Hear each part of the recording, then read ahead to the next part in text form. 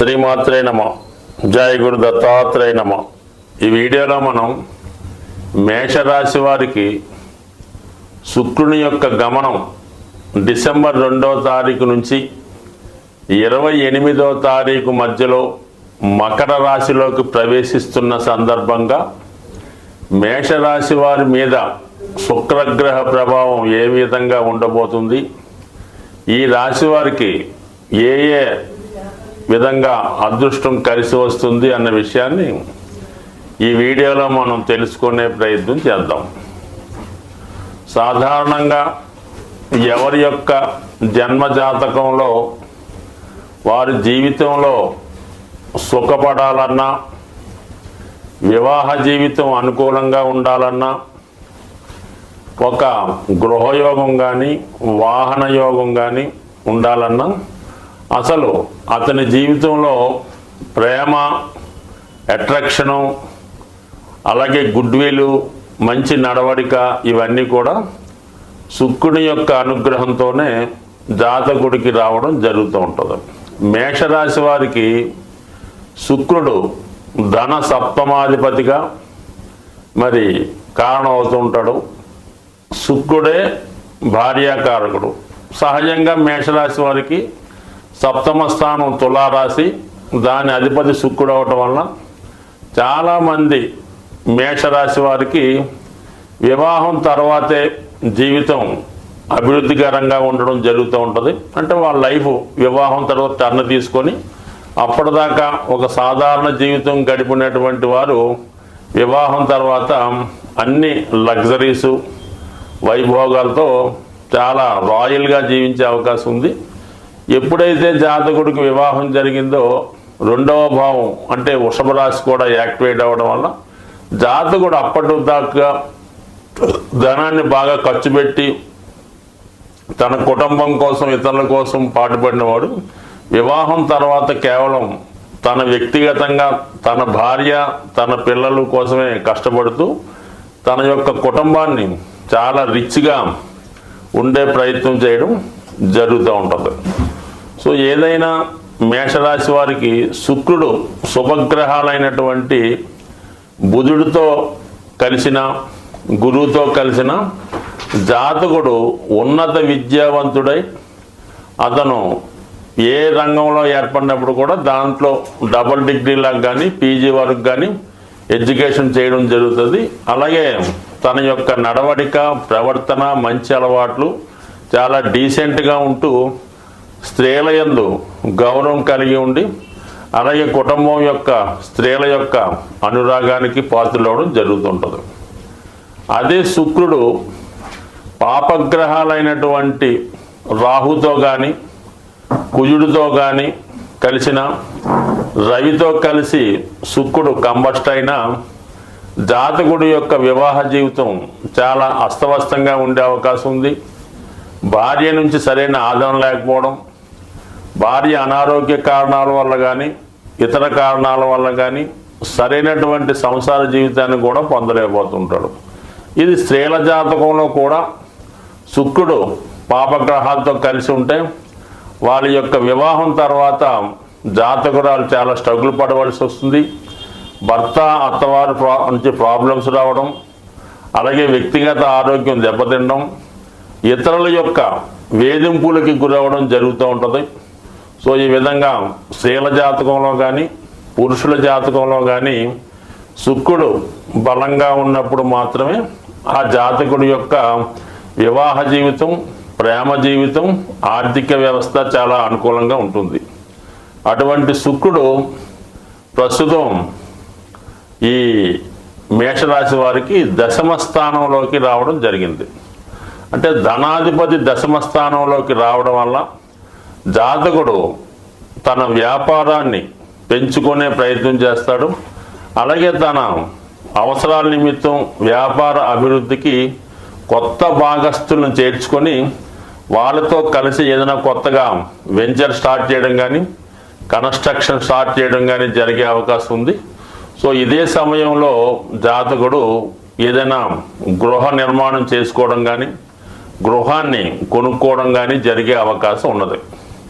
So ఇంకొక ముఖ్యమైన విషయం ఏంటంటే ఎవరైనా ఈ మేషరాశిలో ఉన్నటువంటి స్త్రీలు కానీ పురుషులు కానీ వివాహ జీవితంలో భార్యాభర్తల మధ్య ఏదైనా ఎడబాటు వచ్చి ఉంటే ఈ సమయంలో అంటే మనకి ఇంచుమించుగా డిసెంబర్ 2 నుంచి 29 మధ్య కాలంలో తిరిగి భార్యాభర్తలు ఏదో ఒక ఫంక్షన్లోనో వేడుకలోనో కలుసుకొని పరస్పరం తిరిగి వారి యొక్క తప్పులు తెలుసుకొని మళ్ళా కొత్త జీవితాన్ని ప్రారంభించడానికి ఈ గ్రహస్థితి అనుకూలంగా ఉంది. దానికి కారణం ఏంటంటే రాష్ట్రాధిపతిగా ఉన్నటువంటి కుజుడు, సప్తమాధిపతి శుక్రుడు, ఇప్పుడు ఆ కుజుడు చతుర్థ స్థానంలో నీచ స్థానంలో ఉంటూ దశమ స్థానంలోకి శుక్రుడు ప్రవేశించడం వల్ల ఈ రెండు గ్రహాల మధ్య ఏర్పడినటువంటి పరస్పర ఆకర్షణ కారణంగా జాతకుడు ఈ విధంగా తన యొక్క వివాహ జీవితాన్ని పునరుద్ధరించుకొని మళ్ళా కొత్తగా జీవితాన్ని ప్రారంభించవచ్చు. అదేవిధంగా కొత్తగా ఏదైనా ఈ జాతకంలో ఉన్నటువంటి స్త్రీలు కానీ పురుషులు కానీ ఏదైనా ఒక ఫంక్షన్లోనో వివాహ వేడుకలోనో ఏదైనా పుణ్యక్షేత్రంలోనో అదేవిధంగా ఈ రాశిలో ఉన్నటువంటి అమ్మాయిలు కానీ అబ్బాయిలు కానీ ఏదైనా వివాహ వేడుకలో కానీ ఫంక్షన్లో కానీ పుణ్యక్షేత్రంలో కానీ పరస్పరం అప్పటికప్పుడే కలుసుకొని వారి మధ్య ఆకర్షణ పెరిగి అది ప్రేమ వ్యవహారాలకు కానీ ఎఫైర్స్కి కానీ లేదా పెద్దల అంగీకారంతో వివాహం దాకా వెళ్ళే అవకాశం ఉంటుంది. బట్ ఏదైనా ఈ కాంబినేషన్ అంటే శుక్రుడు మకర రాశి ప్రవేశం, మరి రాష్ట్రాధిపతి కుజుని యొక్క దృష్టి ఈ మేషరాశిలో ఉన్నటువంటి అమ్మాయిల అబ్బాయిలకి వివాహపరంగా వివాహం కొరకు ఎదురు చూస్తున్న వారికి ఈ శుక్రుని యొక్క అనుగ్రహంతో వివాహం నిర్ణయం, అలాగే అప్పటిదాకా వివాహానికి అంగీకరించినటువంటి అబ్బాయిలు కానీ అమ్మాయిలు కానీ తొందరగా వివాహానికి అనుకరించి తొందరలోనే వివాహం చేసుకోవడానికి ఈ గ్రహస్థితి అనుకూలంగా ఉంది. అలాగే మరి చతుర్థ భావం దశమ భావం ఈ కుజ శుక్రులు యాక్టివేట్ అవ్వడం వల్ల జాతకుడు తన వ్యక్తిగత అవసరాలకు ఒక కొత్త వాహనం కొనుక్కోవడం కానీ అలాగే తన కార్యాలయాన్ని ఆధునికంగా అలంకరించుకోవడం, అందులో కొంతమంది స్టాఫ్ను నియమించి తన వ్యాపారాన్ని అభివృద్ధి చేసే విధంగా ఈ గ్రహస్థితి అనుకూలంగా ఉంది. బట్ ఏదైనా శుక్రుని యొక్క అనుగ్రహం కావాలంటే జాతకుడు లక్ష్మీ అమ్మవారిని నిరంతరం పూజించుకోవడం వల్ల, స్త్రీలను గౌరవించడం వల్ల శుక్రుడు మీకు మంచి ఫలితం ఇచ్చే అవకాశం ఉంటుంది. స్వస్తి. జీవితంలో ఒక జాతకుడు కానీ జాతకరాలు కానీ వారి యొక్క సౌందర్యం, ఆకర్షణ, అందం, ప్రేమ ఇవన్నీ జీవితంలో కలగాలన్నా, ఆఖరికి ఒక జాతకుడు శుభ్రమైనటువంటి వస్త్రాలు ధరించాలన్నా, ఒక మంచి భోజనం చెయ్యాలన్నా, అలాగే మంచి వాహనం కొనుక్కోవాలన్నా, ముఖ్యంగా వివాహ జీవితం ఎటువంటి ఇబ్బందులు లేకుండా సౌకర్యంగా ఉండాలన్నా శుక్రగ్రహ అనుగ్రహం తప్పనిసరి. అంటే శుక్రుడు కలల కారకుడు, అలాగే జాతకుడి యొక్క బలహీనతలకి పతనానికి కూడా కారణం అవుతూ ఉంటాడు. ముఖ్యంగా వ్యసనాలకి శుక్రగ్రహ కారణం అవుతూ ఉంటుంది. అంటే రాక్షస గురువు కాబట్టి శుక్రాచార్యుల వారు ఇటువంటి వాటికి ఎంకరేజ్ చేస్తుంటారు అన్నమాట శుక్రుడి రూపంలో. అంటే స్త్రీ వ్యామోహం, అలాగే తాగుడు లాంటివి, మరి జోదం, దొంగతనాలు, హత్యలు, రేపులు వీటికి కూడా ఈ శుక్రుడు వివిధ పాపగ్రహాలతో కలిసి ఉన్నప్పుడు, చంద్రుడు కూడా బలహీనమైనప్పుడు జరుగుతూ ఉంటాయి. అంటే శుక్రుడు సాక్షాత్తు లక్ష్మీ స్వరూపం లాంటిది అనుకుందాం. అంటే శుక్రుని యొక్క అధిదేవత లక్ష్మీ అమ్మవారు. అంటే లక్ష్మీ అమ్మవారి యొక్క అనుగ్రహం కావాలంటే జాతకుడి యొక్క జన్మ జాతకంలో శుక్రుడు ఎటువంటి కళంకం లేకుండా ప్యూర్గా సింగిల్గా శుభగ్రహ స్థానంలో ఉంటే జాతకుడికి అదృష్టం వరించడం జరుగుతుంది. శుక్రుడు ఎటువంటి పాపగ్రహంతో కలిసినా ఆ గ్రహ కారకత్వాల ద్వారా జాతకుడు పతనం అవ్వడం జరుగుతూ ఉంటుంది. శుక్రుడి యొక్క అనుగ్రహం కావాలంటే జాతకుడు లక్ష్మీ అనుగ్రహాన్ని పొందవలసి ఉంటుంది. అది పొందాలంటే జాతకుడు స్త్రీలతో గౌరవప్రదంగా వ్యవహరించాలి, భార్యని భార్యగా గౌరవించాలి, తల్లిని తల్లిగా గౌరవించాలి, ఇతర స్త్రీలను కూడా తల్లితో సమానంగా చూడాలి.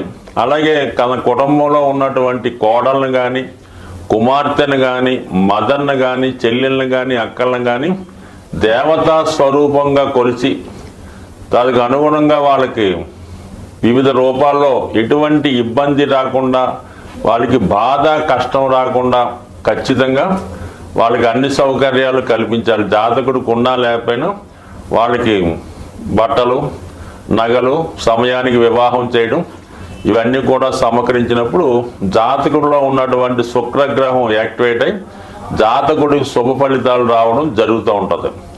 ఒకవేళ మీ కుటుంబంలో మీరు ఎంత ఉన్నత స్థాయిలో ఉన్నా మీ కుటుంబంలో ఉన్నటువంటి స్త్రీలకి ఎంత సౌకర్యంగా చూసినా మీ సిస్టర్కో, మీ అక్కగారికో, మీ కుమార్తెకో సమయానికి వివాహం చేయకుండా ఉంటే అది కన్యశాపం అనే ఒక శాపం తగులుతూ ఉంటుంది. అంటే ఇది శుక్రగ్రహ ఆగ్రహానికి గురవడం జరుగుతూ ఉంటుంది.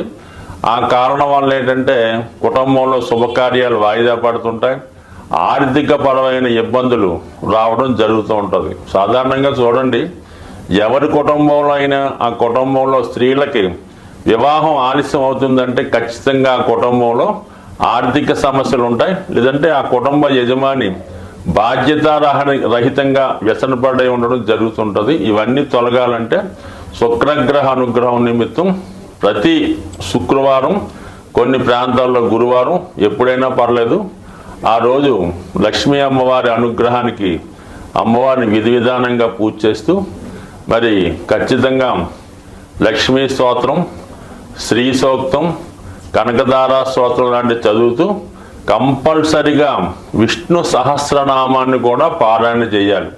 ఎప్పుడైనా సరే లక్ష్మీ అనుగ్రహం కావాలంటే విష్ణుమూర్తి అనుగ్రహం తప్పకుండా ఉండవలసిందే. అది లేకుండా కేవలం లక్ష్మీ అమ్మవారిని పూజిస్తూ లక్ష్మీ స్తోత్రం చదివినంత మాత్రాన లక్ష్మీదేవి అనుగ్రహం ఎట్టి పరిస్థితుల్లో కూడా వచ్చే అవకాశం లేదు.